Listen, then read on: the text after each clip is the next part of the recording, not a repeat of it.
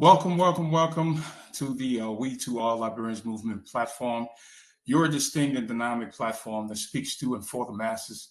We are not in the business of manufacturing players, pimps, and hustlers. Rather, we're in the business of changing and revolutionizing the thought process of our people, not only in Liberia, but even around the world. Again, this is your unique and distinct platform that speaks to and for the masses. I am your host, Ayiti Williams. I want to welcome all of you to our live edition of our show today. It's pretty much a continuation of the show from last week. Our topic for today is, like I said before, is a continuation of last week's topic, which is the realignment of Liberia, all Liberia's realignment. Again, our topic for today is the realignment of Liberia, or Liberia's realignment. As we all know, we are in a very critical time, very crucial time, a time that requires all of our attention, especially the nature in which we find our country. Our country is going through a very difficult time and season, and so it is our responsibility. We have more responsibilities as individuals to come in and to make some kind of contribution. Also, collectively, we do have more responsibilities to come in and make contributions. So if you have tuned in, I'm asking that you begin to share this live with a friend, relative, loved ones, or maybe I should say your friends, your relatives, your loved ones, and let us all come in dialogue, or let's have a conversation. This is a discourse. This is for the most part is an intellectual discourse that revolutionized the thought process that changed the thought process of our people, for our very common people, revolutionized. I think I should bring it down a little bit, just to kind of change the mindset, because the real truth is our people are still locked up in mental captivity. And so, for those of you who have crossed over, you have a responsibility to ensure that those who are behind, who are making wrong decisions, that they are enlightening, even some of the people who, we hold at a very high esteem. I'm pretty sure they are having some difficult times to making decisions. So, and that's what this WE2R Liberians movement is all about. This platform is for all. It crosses tribal lines. It has nothing to do with your economic and social status. So I don't want to do a lot of talking today. My aim and objective here is to ensure that everyone get on this show today, especially my young people. This is your time and your season. Liberia must be realigned. The realignment, the country's off track. What can we do? There's a lot of, when I say realign, I want you to come with your own perspective. Let us discuss it, because it's a very broad topic, but to an extent we'll be able to kind of narrate it. And so just come in just as you are. I know a lot of times people are concerned about what they're going to say. Don't worry about what someone thinks of you. Just come, make your contribution. This is the time for us to get this country back on track. And last week I quoted Muhammad Ali, who once said, I hate it every moment that I had to train, but I said to myself, suffer now and live the rest of my life a champion. Look at Ghana. Ghana did it. This was a colony. It took a young man, Kwame Nkrumah, who would ever imagine Kwame Nkrumah would have been the one to change the political landscape of that country. A young man, went to high school right there in Achimota, graduated, taught for a little bit, once came to America, started reading, started researching, and what he got introduced to the Gandhi principles. He got introduced to Karl Marx theory, and the whole 9 yards. But he had a mindset to go back and kind of change, the living condition of his people. we can never have this conversation. The conversation regarding Liberia can never be held without going back to our foundation. And that's why I said a couple of times, that our conversation for now is going to sound repetitive, but we cannot leave this position until we can all sit down, discuss it, and see how we can move forward. I think this is a perfect opportunity for us to come together and make our contribution. So wherever you are, you can tag me in there. Come on board, and see if you can make some kind of contribution here.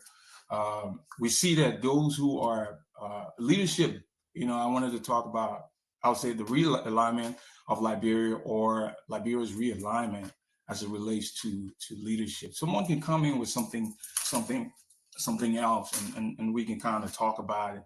So again, this is your your host, C. Ayiti Williams. I just want to make sure that the youngsters, they're desensitized, they are making the right decisions, because the country here, I mean, look at what just happened in Foyer. We saw what happened amongst their own kind. People are fighting themselves. We're fighting our own kind. What is going on? Even Marvin Gaye is going to ask the question, what's going on? What is our problem? And let me go back to Kwame Nkrumah. I went back to Ghana, and through his effort and the collective effort, he, of the citizens, they were able to change the political landscape of that country. Even though, Kwame Nkrumah, to an extent, got a little bit cocky. I'll give him the credit. But I think another person that we also need to heal here is Rollins, because Gerald Rollins became a little bit more radical, and so we saw exactly what he did. He got in there. He went into the trenches, and and was able to ensure that the country was put back on track. And we see that Ghana now is pretty much an example, and so I think Liberia can do that. We need to start thinking about what type of leadership we want.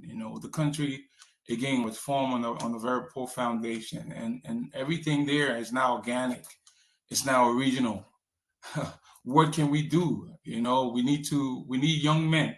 We need people who are not just concerned about climbing the corporate ladder. We need individuals who are more concerned about changing lives. So I'm asking that you come on board here and begin to make your contributions.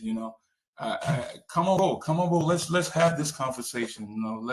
Let's have this conversation, and I believe strongly with your support, we can definitely do this. We can do this collectively, and so if you were watching and you feel as though you want to come and be a part of this, I'm asking that you now come in and contribute. Come and contribute and be a part of this dialogue or this conversation today. Again, our country, I just can't even fathom why, Liberia, the first republic, will be going through such a situation. It has to do with the foundation. It has to do with the foundation. Let us all come on board and have. I don't want to do a lot of talking today. It was not my plan to go ahead go along with an expose and then start doing talking. So if you're interested, I'm asking that you just see if you can dial in, and I'm going to invite you to come on board and make a contribution here. The realignment of Liberia. What's your thought? What do you think about it? How can we realign this country? Your educational system is off track. When it comes to your healthcare system is off track. When it comes to human rights, is off track. Countless of things we can talk about here tonight. But just pick one, call in and let's begin to have the conversation. It was, maybe you have one of those things that you think that needs to be realigned as quickly as possible. My thing, I feel as though we need to go back to the drawing table to see to strategically focus on the leadership.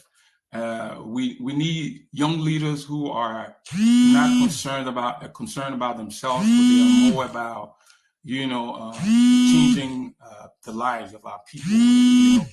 People who are sensitive to the wrongs, the sufferings, and injustices of our people. Individuals who are willing to accept responsibilities for those wrongs, correcting them. And those are the kind of leaders that we're talking about. And that's what this particular platform is about. This movement is about.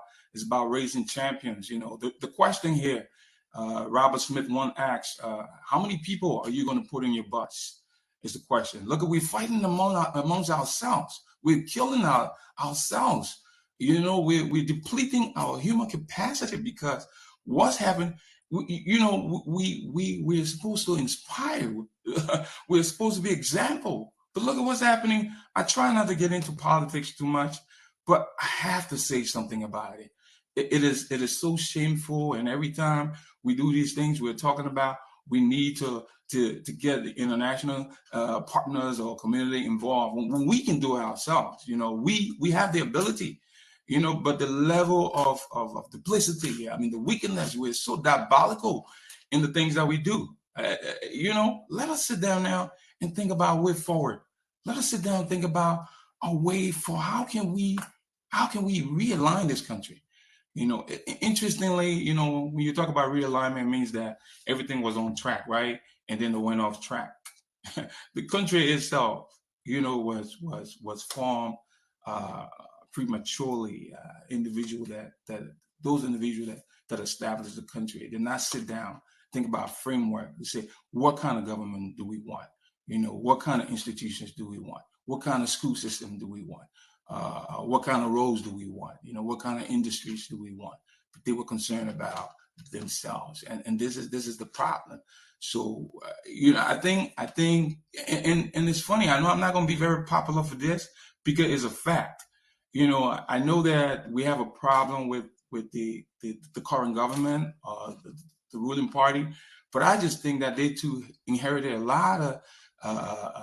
There's a lot of deficiency and the service that was given to them. Because the real truth is, when you had the UP government, the Ellen's government, the opportunity that she had, she had talk about the UNMIL, you talk about international community giving funds. The fundings were there. People were being paid $30,000 a month.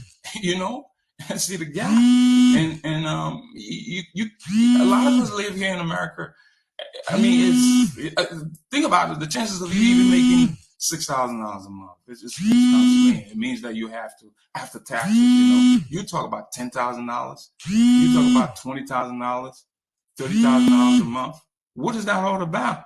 And so now you have this young man who doesn't have any clue. He takes over.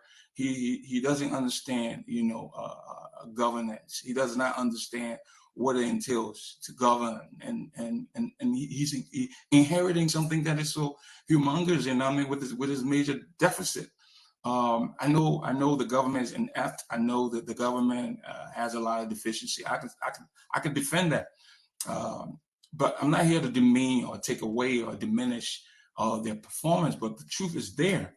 And what I'm saying here is that we're seeing all of these things. I think if we can begin to conscientize ourselves and our children and our relatives, because for those of you here in the diaspora, I think you have some level of control over your people. I heard a young girl there, she was being asked the question, why are you voting Weir back into office? She said that he paid her a WIAC. And the other one said that he built roads. The other one said that he gave her a calculator. Just think about it. Shouldn't we be concerned about the future, about 10, 20 years from now? So if we can sit down and think about that, I think, I mean, when it comes to the realignment, we'll be able to strategize. Like I said, Robert Smith asked a question. He said, how many people are you going to put on your bus? Because the real truth is you just don't want to ride a bus. You want to own the bus, you want to drive it, and you want to pick up as many people and take them to the destination. And I think the realignment is doable. And that's something we're going to talk about. I'm not going to try to get into it because I want to hear from you. I mean, that's something we will get into. I really, really want to hear from my brothers out there. I want to hear from my sisters out there. Let us come to this round table. Let us have this conversation. Let us talk about this realignment. The country's off track, y'all. Country is completely off track. Our people are going to bed. They're not even having a single meal. Think about that. Put yourself in that situation. Look at your educational system. So poor. Look at the living condition of our people, the quality of education, the employment, and all that stuff. Those are things that we need to kind of sit down and begin to talk about. And I know the reason why one kid would say, "Oh, he paid my tuition." You're graduating into a world that is so competitive. Think about just the computer and computers around and technology and all that stuff. So you having, even when it comes to the fundamental education, you don't even have that foundation, and now you're going to work at the bank. You want to teach at a university, and so a lot of people are taking shortcuts. Let us really, really, think about the ways in which we can, mitigate this problem and get this country back on track. I actually put together something here for the president. I say, Mr. President, and I'm not going to disrespect this president, but I say your job as president, is to advocate for policy that will generate, opportunities for everybody, policy that will improve the quality of lives of the poor, to create a middle class and to give people opportunity to climb their way into this new middle class, a policy that would create more jobs and reduce poverty, and educate our children, and also give more family security to health care, and to protect our children from the horrors of gun violence and drug violence, and that's your job. That's your responsibility as a president, what I mean? And this is something that is important for all of us, not just Bassa, not just Crown, not just Gil, not just Mano, not just the Congo guy. This is for everybody, Mr. President, if you're listening, I want you to kind of begin to digest it. And this is not just for you. This is for, one thing I also want our people to consider here is that whether or not you were voting for Bokai or you're voting for Cummings or whoever you were voting for, because we know we had 20 candidates, I don't want you to see anyone as a messiah. Don't put too much pressure on these people. I think we did the same thing before. Our expectation was so high, and we put, I can't really, I can't put too much on this guy because, a man can only give what he has, So if you have your skills, if you have the expertise, if you have the knowledge, and it's not about the classroom, because it takes your education from the realm of the theory into utility and practice. Otherwise, that education is useless. I think my boy Zizi Rainey was trying to come in here, but I want to send a special shout out to my boy Rainey. Rainey, you can dial in, so that you can make some kind of contribution here. I see my boy T Banks. Thank you for watching. Thomas Harvey is watching also. For those of you who are going to be watching this after, this platform, the WE2R Liberians movement platform, we have a vested interest in this country. We have to realign the country. The country really has to be realigned. But how can we do it?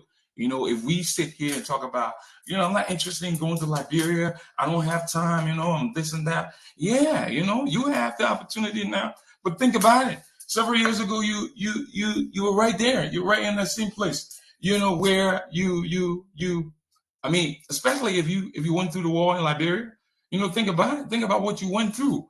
And so we have a more responsibility now, you know, to just come together and think about ways in which we can realign this country. This country has to be realigned. And if you're just thinking about yourself, if it is just about you, then there's a problem, because even Socrates, he said that the unexamined world is not worth living. You know, we have to sit, you know, sometimes and just take a deep breath, you know, and begin to look back, retrospect, and think about where you came from, you know, and begin to look forward and see how we can. That country has a lot of potential, you know, Liberia has a lot of potential. But I can tell you that the Constitution has to be maybe dissolved. You know, the educational system. One would say, "What are you talking about?" You know, because we already have that. You know, and I just want to know your perspective. You know, think about your justice system. You know, why? You know, every time you have conversations with these people that say, "Oh, we have it, it's already there." But I can tell you, when America was founded, for those guys who came here, taxation and representation, they sat down and they were able to pen something that they knew that they meant. They were sincere. You know, something that fitted their lifestyle, what they wanted. So what do we want? What type of government? You know, do you think a democratic form of government is well suited for Liberia? Do you think a social communist society is well suited for Liberia? Do you think so? You know, and so the only way we can find out here, if we can all come together, you know, begin to think about how we can realign this country. This country has to be realigned. I mean, the killing that's going on, and I mean, there has already been too many deaths. You know, I mean, people are still dying. People are still dying. People are physically dying. People are dying. People are living, but they're dead because you're not living your full potential. What can we do to realign this country? You know, living in 2023, and it almost seems like we're living even before the country was formed. I don't know. We don't even know what we possess. I mean, you hail from the lineage and the legacy of group of men, you know, immeasurably and incredibly great men. You know, men like Kwame Nkrumah, men like Jara Rollins, men like Robert Mugabe. I don't care what you think of that. Men like Nelson Mandela, who said, you know, the ultimate measure. No, I'm talking about Nelson Mandela said. So he said that, and he was talking to a group of people. He had to make this clear to them because people were settling for less. You know, he said there's no passion to be found playing small, settling for a life that is less than the one you're capable of living. You think you're living now? No, you're not. You know, you can maximize that. You can optimize that. You can, you know, begin to work for my ordinary people. We can start working. We can start thinking different by ourselves, not seeing somebody and to think that they are more, you know, sophisticated, that they're superior than you. All that stuff, not settling for less, not being on the other side where you're always getting hit up. I saw a group of ladies today, you know, I guess retirees from the army, their wives, you know, Fina Bono giving them stopping. You know, you go there and she divide money. They have to go back. How about we empower these people? So it's a part of the realignment process. It's a part of the realignment process. The country, can you think about, it's just Morocco, because if you go to places like Grand Gita now, if you go to certain parts of even Maryland, you know, it's just a certain part of the country that's developed. And Moravia now is even becoming overdeveloped. We're talking about the building roads. What roads they're building? What's the standard of roads? Well, we want to propose a national road. We want to propose inter-county roads and municipal roads, you know, create standards for our country. So we need to think about the ways in which we can, you know, realign this country. And that's why, Mr. Rainey, I think you were trying to call here, but my phone was acting up. So you can call in. Nijula Kamwe, if you'd like to come in, you know, let me see if I can do this here. I don't want to be here too long. I just wanted to kind of, you know, pick your head, pick your brains, and just to find out what you think of this Liberia's realignment or the realignment of Liberia. Liberia needs that. We need to get the country back on track. We do. And so when you go down there now to elect that person into office, that's why this platform is not about a particular political party. This platform is about ensuring our people are making. You have to be able to think independently. You have to be able to make good decisions, and that's why you have to align yourself with the right people. People making decisions based on sentiment. People making decisions because their family member in government, and because you can get something. Look at the expense of your people. Let's think about it. Think about the illicit drug that's in that country that is killing our people. The majority of our people, our children are dying. So Randy, let me see. Let me see. There's an invitation here. I can do this here. So I can invite you. I hope this thing does not go off. If it goes off, then we